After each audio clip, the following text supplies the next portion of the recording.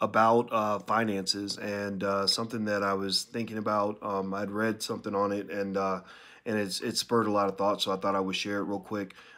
It basically came from a guy named David Bach. David Bach is a multimillionaire. He's a self-made millionaire.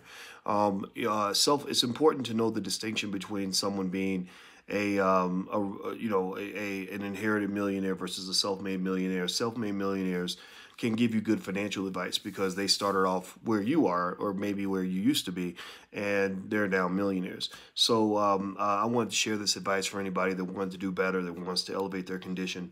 I see somebody says they were on my website. Well, I appreciate that. Thank you very much. Thank you for your support, and I'm glad you're a part of what we're doing here. Okay, so here's what I wanted to share with you. Kiki J, good morning. Basically, one of the things they asked David Bach wrote this book called The Automatic Millionaire. And The Automatic Millionaire was a great concept because what it does is it shows how many people there are who become millionaires in a very automatic way. Most people that become millionaires don't become millionaires overnight. They don't become millionaires because they won the lottery. They don't become millionaires because they got a record deal. They don't become millionaires because they signed with the NFL. They don't become millionaires because they married the right person. Most people that become millionaires, they become millionaires through an automated process. They don't get rich quickly. They get rich slowly.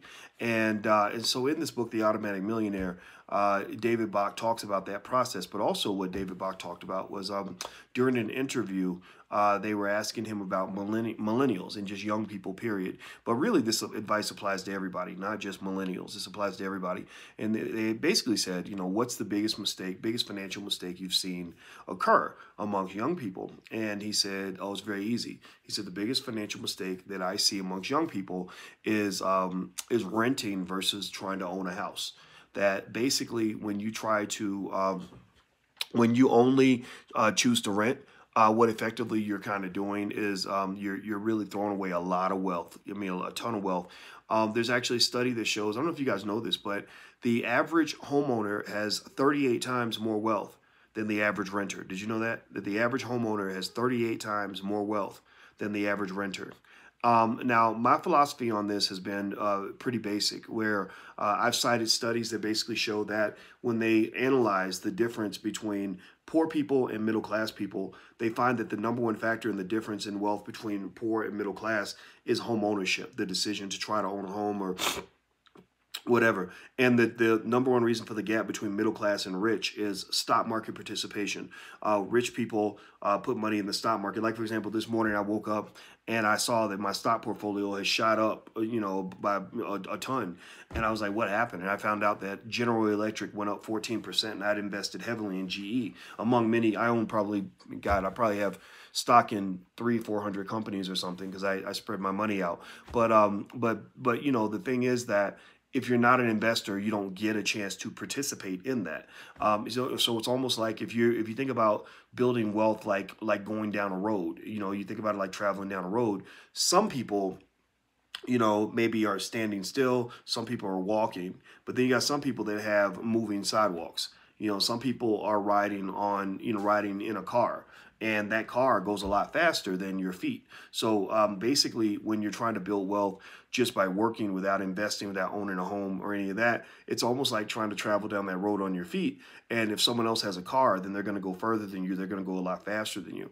And so the reason these conversations are very important for Black people is because a lot of the stuff that you get in terms of financial conversation, it's a lie. They lie to you. They lie to you on a regular basis. And then the biggest lie that you get is that if you start off poor or working class, that there's nothing you can do to change that. I literally read an article that infuriated me, where they basically said that it's a waste of time to give financial advice to poor people. And I said what? And they said, well, because poor people, they have a mental illness called poor people's brain, and poor people's brain means that because they're so focused on surviving from day to day, they can't think long term, and also they don't have any resources to invest long term. You tell them to invest, but they can't invest.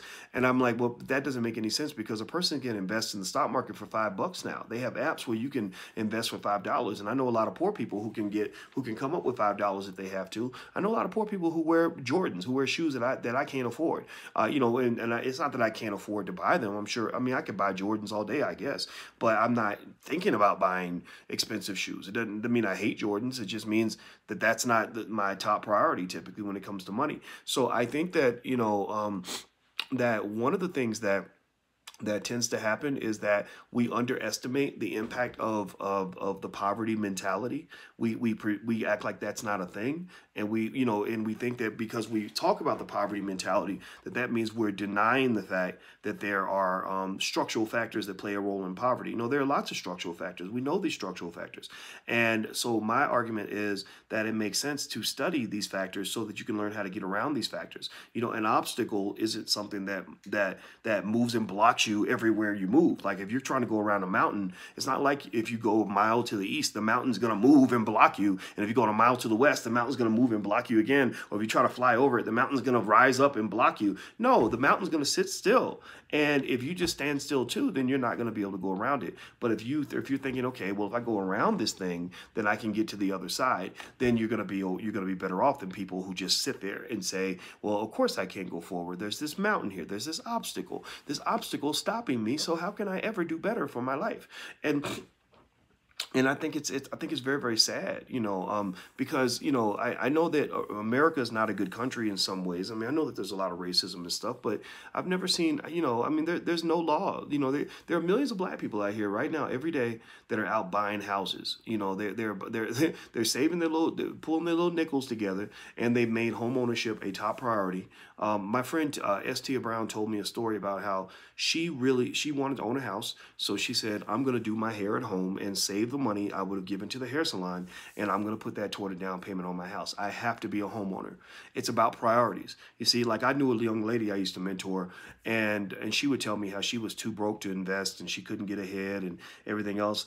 And I said, yeah, but I've noticed that when things are a priority for you, you find a way to get it. I said, when it's a priority for you to have the new iPhone, you always find a way to get a new iPhone. When it was a priority for you to have a Gucci bag, I saw how hard you worked to get that Gucci bag.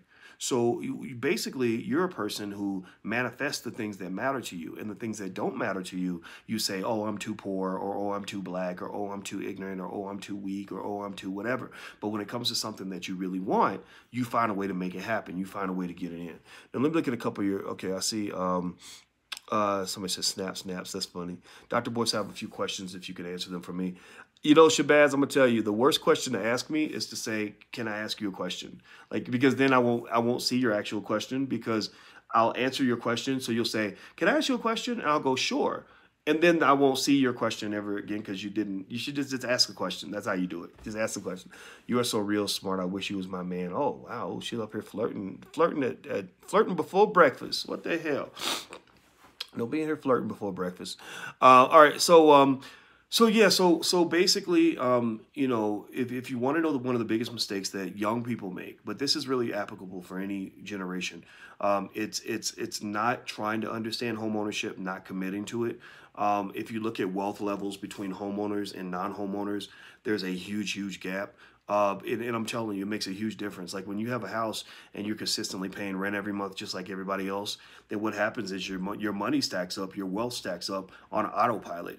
And so what happens then is that you then have $100,000 in additional money that you can access, and everybody else is struggling to come up with $1,500 in an emergency.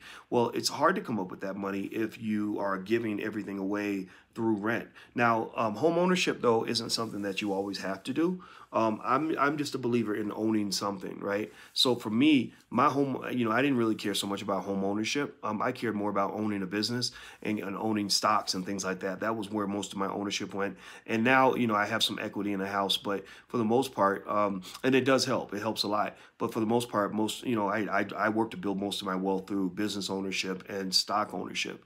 But the key idea is that you have to have something that you're spending your money on a regular basis that is allowing and helping your money to grow. You need something that is like a little trickle of money that's constantly going towards something that's going to benefit your future. You can still live in the present, still do what everybody else is doing, still go to eat fast food if that's what you like. You can still go to Beyonce concerts. You can still go to the hair salon. You can still go to the football games. You can still buy Gucci shoes if that's what you want to get. Just have a little bit of a trickle that's going toward your future.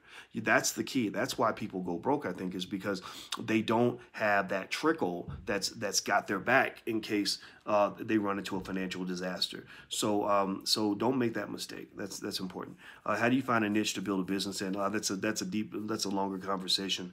If you want to, we have an entrepreneurship program in the Black Business School. If you want to go check it out, feel free to go to blackmoney103.com. That's blackmoney103.com. We have a business startup specialist and an attorney, Nicole Compton, that comes in every single week and is constantly talking about what forms to fill out, how to pick your niche, how to get started, all this stuff. Everything you want to know about starting a business, we show you in the Black Business School. Also, right now, my stock market investing class, you can actually get a huge discount on the program if you want to join now. It's theblackstockmarketprogram.com, THE, theblackstockmarketprogram.com. So feel free to go to theblackstockmarketprogram.com.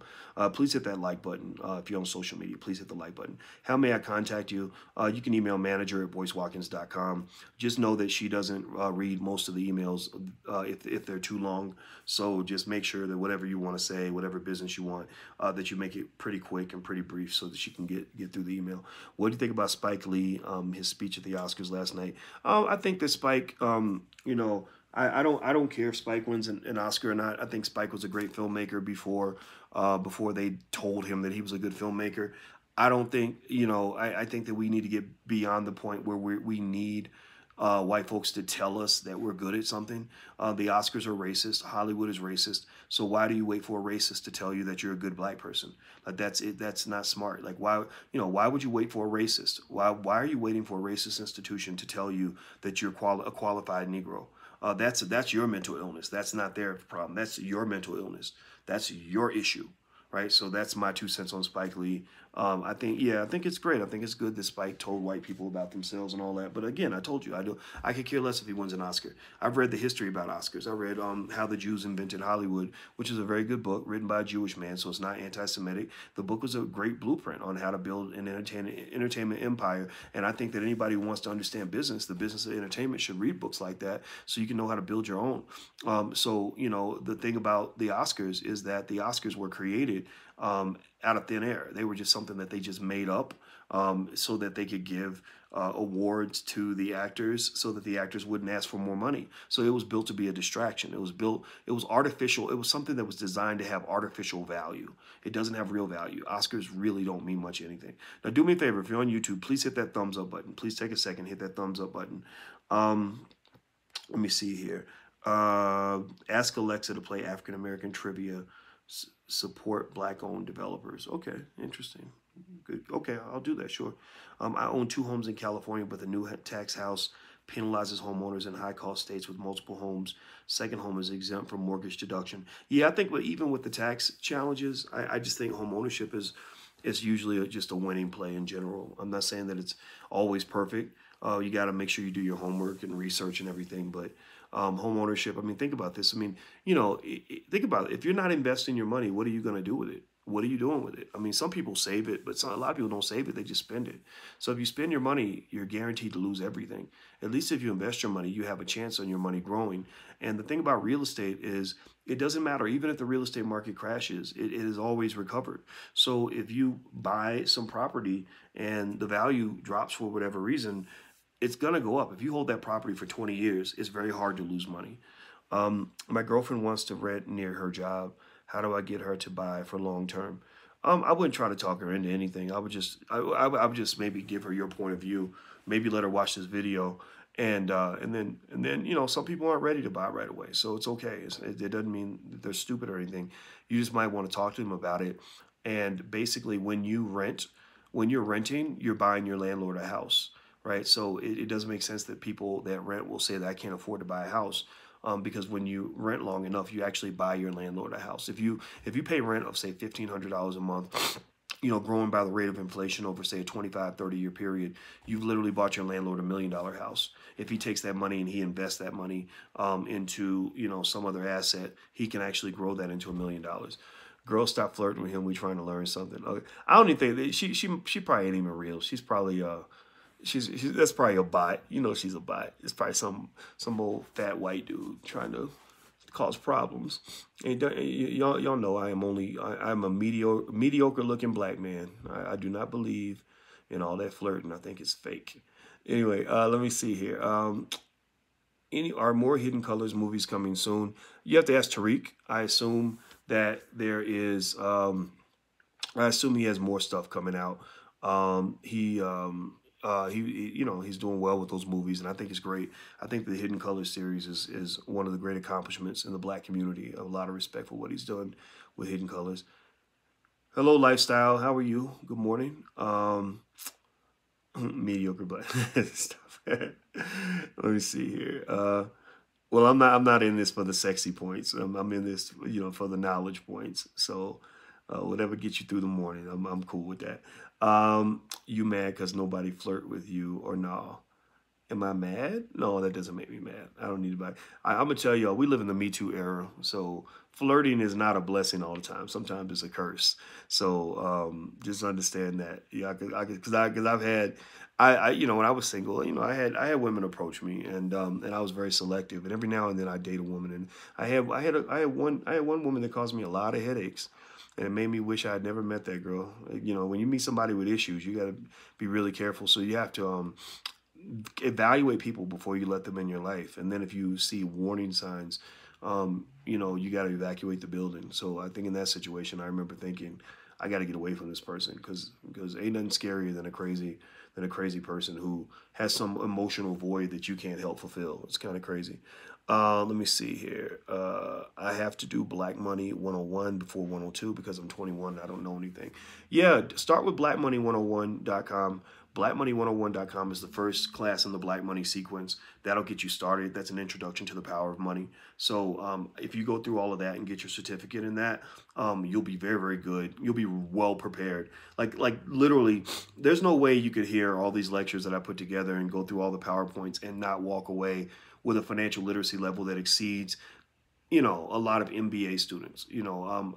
I know this stuff really well. I've been eating and breathing this stuff for a very long time. But then also, I've literally thought of almost every conceivable way I could come up with to explain it in a way that even a child can understand. In fact, we actually have programs for children. So if you want your kids to get ahead and to be financially strong in the future, feel free to check out our kids program. It's at blackmillionairesoftomorrow.com. That's blackmillionairesoftomorrow.com. Let's see here. Blessings, brother. I'm the owner of Trap House Chicken here in Minnesota. I created a title called Taco Puffs. All right, Trap House Chicken. I like that name. That's a cool name. Good morning, food for thought. Some will get this right now, and some will get this 6 a.m. tomorrow. But on another note, everybody have a wonderful day. All right, you have a wonderful day too, my friend. You have to watch The Company for real. Is that a movie? Please pin the info for the stock market class. I can't pin it on Instagram. I got big thumbs. If I start trying to text something to y'all, you'll just disappear and I'll delete you from the screen by accident. So if somebody could type in the URL for me, I'd appreciate it. It's theblackstockmarketprogram.com. That's theblackstockmarketprogram.com. Financial Juneteenth University has been my mecca. All right.